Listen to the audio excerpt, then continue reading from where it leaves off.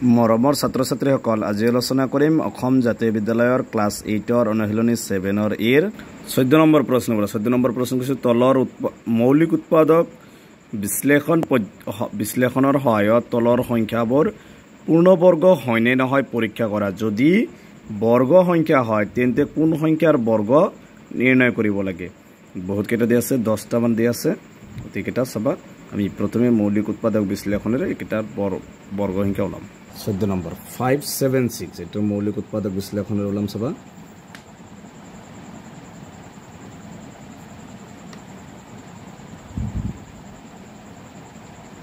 এটো কি যুগ্ম সংখ্যা মানে যুগ্ম সংখ্যা হলে সদায় 2 এৰে হৰণ যাব মনত ৰাখিবা 2 দি 5ক যাব 2 বাৰ 2 2 গুণ 4 1 বাকি লত কিমান হ'ব 17 2 8 গুণ 16 আকৌ 1 বাকি 16 2 8 গুণ 16 তো যাব 2 রে 2 দি 2 1 বার 2 দি 8 4 বার 2 দি 8 4 বার আকৌ যাব 2 দি 14 যাব 7 বার 4 যাব 2 বার 2 দি 7 যাব 3 বার 2 3 6 1 বাকি 12 2 6 গুণ 12 আকৌ 2 রে যাব 2 দি যাব 1 বার 8 বার 2 8 গুণ 16 আকৌ যাব 2 রে 2 9 গুণ 18 3 3 গুণ 9 এনেকে লিখিবা জোড়া জোড়া লিখিবা বর্গ সংখ্যা কৈছে জোড়া জোড়া 2 দুটা কইয়া 2 দুটা মানে দুটা লিখিবা তো 2 দুটা তার পিছত 3 কেটা আছে দুটা এতে কি আমি বর্গ সংখ্যা লিখিম এটো বর্গমূল ওলাম 5776 ৰ এই বৰ্গমূল আহাৰ লগে লগে 2 দুটাৰ পৰা এটা আহিব তো দুটা এটা আহিব ইয়াতো 2 দুটা এটা আহিব আৰু 3 এটা আহিব পূৰণ কৰিব 2 2 গুণ 4 4 গুণ 8 8 3 গুণ 24 মানে এটোর বর্গ সংখ্যা বর্গমূল কিমান হ'ব 24 তো আমি দুইবার পূরণ করলে কি পাম 576 পাম এটা হচ্ছে বর্গ সংখ্যা আর যদি এটো দুটা দুটা জোড়া নহয় হেতু কি বর্গ সংখ্যা নহয় তাৰপিছত 3 নম্বৰত আছে 648 এটো যুগ্ম সংখ্যা 2 ৰে যাব 2 3 গুণ 6 2 2 গুণ 4 2 4 গুণ 8 কো যাব 2 ৰে 2 2 3 1 বার 1 বাকি 12 2 6 গুণ 12 2 2 গুণ 4 2 8 গুণ 16 2 1 গুণ 2 আকৌ যাব 3 রে 3 2 গুণ 6 2 বাকি 3 7 গুণ 21 3 9 গুণ 27 3 3 গুণ 9 এর সবা 2 আছে দুটা তাৰপিছত 2 এৰ এটা জোড়া না এটো এটা লিখিবা তাৰপিছত 3 আছে দুটা পুরন আকৌ 3 দুটা আছে মানে এটো সবা এটো গোটেই জোড়া আছিল কিন্তু 2 এটা কম আছে মানে এটো বর্গ সংখ্যা নহয় ঠিক আছে 648 টো বর্গ সংখ্যা নহয় এটো বর্গমূল আমি ওলাব নোৱাৰে 3 নম্বৰটো আছে 1156 বাটো 1156 তো যুগ্ম সংখ্যা 2 ৰে যাব 2 5 গুণ 10 1 বাকি 2 7 গুণ 14 1 বাকি 2 8 গুণ 16 2 দি 5ক যাব 2 বার 1 বাকি 17 2 8 গুণ 16 1 বাকি 18 2 9 গুণ 18 এটো ডাইরেক্ট 17 ৰে যাব আমি জানো 17 ৰ বৰ্গমূল কিমান 290 17 17 গুণ 290 তো এটোৰ কি বৰ্গ সংখ্যা আছে গতিকে 2 আছে দুটা আৰু 17 দুটা মানে জোড়া জোড়া হলে এটো বৰ্গ সংখ্যা আছে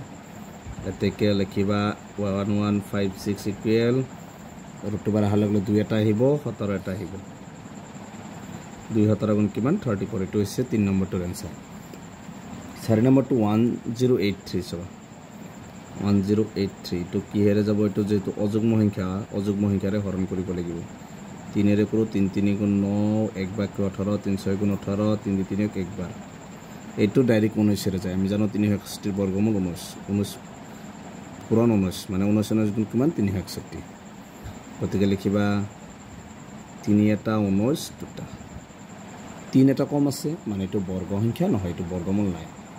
তাৰপিছত আছে 5 নম্বৰ 676 এটো সবা 676 এটো কে হেৰে যাব 2 এৰে যাব যুগ্ম সংখ্যা 2 দি 6 3 বার 1 বাকি 17 2 8 গুণ 16 1 বাকি 2 8 গুণ 16 সব 2 রে 3 1 বার 1 বাকি 18 2 9 গুণ 18 2 দি 8 4 বার তাৰপিছত 2 দি যাব 19 9 বার 2 9 গুণ 18 1 বাকি 14 2 7 গুণ 14 সব 97 টো কি 97 টো কারো কোনো সংখ্যাৰ হৰণ না যায় গতিকে 2 আছে কেইটা 3টা আৰু 97 এটা মানে এটো কি 2 এটা কম আছে 2 3টা আছে আৰু 97 এটা আছে গতিকে এটো বৰ্গ সংখ্যা নহয়, এইটো বৰ্গমূল ওলাব নোৱাৰিম। 6 নম্বৰ আছে 845, এইটো একক স্থানত 5 থাকে, মনত ৰাখি একক স্থানত 5 থাকে, 5 হৰণ যাব, 5 দি যাব 8ক একবাৰ, মানে কিমান 5 1 গুণ 5 3 বাকি 34, 5 6 গুণ 30, 4 বাকি 45, 5 9 গুণ 39, আৰু এইটো ডাইৰেক্ট 13 দি যাব, 13 13 গুণ 169, ইয়াত 5 এটা 13 দুটা, মানে চাবা এটা 5 এটা কম আছে, মানে এইটো বর্গ সংখ্যা নহয়। এবাৰ চাবা 7 নম্বৰটো 1225, এইটো 1225 একক স্থানত 5 আছে, মানে এইটো 5 হৰণ যাব, 5 দি 12ক দুইবাৰ, 5 2 গুণ 10, 2 বাকি 5 4 গুণ 20, 2 বাকি 5 5 গুণ 25, আকৌ যাব 5 5 দি 24ক 4 বাৰ, 5 4 গুণ 20, 4 বাকি 5 9 গুণ 45, আকৌ যাব এইটো 7 যা 7 7 গুণ 49, 5 আছে দুটা, 7 আছে দুটা। এইটো বর্গ সংখ্যা আছে কারণ জোড়া জোড়া আছে, গতিকে লিখিবা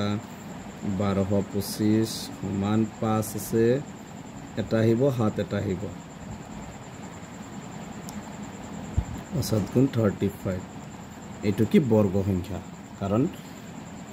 1225 বর্গমূল হৈছে 35। 8 নম্বৰত আছে 1620, এইটো 1620, তো 2 যাব, 2 দি এইটো 5 যাব, 2 যাব, 2 দি 16ক 8 বাৰ, 2 দি 2ক 1 বাৰ, 0, আকৌ 2 যাব, 2 4 গুণ 8, 2 দি একক নাযায়, 2 5 গুণ 10, এতিয়া আৰু 2 নাযায়, এতিয়া 5 যাব, 5 8 গুণ 40, 5 1 গুণ 5, এতিয়া আৰু 5 নাযায়, এতিয়া 3 যাব, 3 2 গুণ 6, 2 বাকি 3 7 গুণ 21, 3 9 গুণ 27, 3 3 গুণ 9, ইয়াত চাবা ডাইরেক্ট লেখার প্রয়োজন, ইয়াত 5 আছে এটা, গতিকে এইটো কি 5ৰ জোড়া নাই, গতিকে এইটো কি বৰ্গ সংখ্যা নহয়। 7 নম্বৰটোৰ আনসাৰ। 9 নম্বৰটো আছে 1176, 1176, এইটো কিহেৰে হৰণ যাব, 2 যাব, 2 দি 11ক 5 বাৰ, 2 5 গুণ 10, 1 বাকি 17, 2 8 গুণ 16, 1 বাকি 2 8 গুণ 16, সব 2 2 দি 5ক 2 বাৰ, 1 বাকি 2 9 গুণ 18, 2 দি 8ক 4 বাৰ, আকৌ যাব 2 দি 2ক 1 বাৰ, 2 দি 9ক যাব 4 বাৰ, 2 4 গুণ 8, 1 বাকি 2 7 গুণ 14, তা 7 যাব, 7 2 গুণ 14, 7 1 গুণ 7, আকৌ 7 3 গুণ 21, 2 আছে 3টা, 7 আছে 2টা, আৰু 3 এটা, মানে এইটো সবাই 3 এটা কম আছে, 2 এটা কম আছে, মানে এইটো বর্গ সংখ্যা নহয়। তাৰপিছত 8 নম্বৰ 10 নম্বৰত আছে 882, এইটো 2 যাব, 2 দি 8ক 4 বাৰ, 2 দি 8ক 4 বাৰ, 2 দি 2ক 1 বাৰ, এইটো ডাইরেক্ট এবার কি হয়ে যাব, 3 সবা 3 গুণ 3, 3 জানে না সাম, 3 1 গুণ 3, 1 বাকি 14, 3 4 গুণ 12 যাব, তাৰপিছত 21 3 7 গুণ 21, 7 2 গুণ 14, 7 1 গুণ 7, 7 3 গুণ 21, মানে ইয়াত সবা 2 আছে এটা, 7 দুটা, আৰু 3 এটা, 3 এটা সবা, এইটো 3 এটা 3 দুটা আছে, 3 দুটা, ইয়াত এটা কিন্তু 2 এটা আছে, গতিকে 7 দুটা আছে, কিন্তু এইটো বর্গ সংখ্যা নহয়, কারণ 2 এটা কম আছে, তো এইটো হচ্ছে 10 নম্বরটির আনসার। গতিকে আজিৰ ভিডিঅ'টো এইখিনি, আৰু পিছৰ ভিডিঅ'ত 15 নম্বৰৰ পৰা আলোচনা কৰিম, গতিকে তোমালোকে ভিডিঅ'টো লাইক কৰিবা, চেনেলটো সাবস্ক্ৰাইব কৰিবা। Thank U.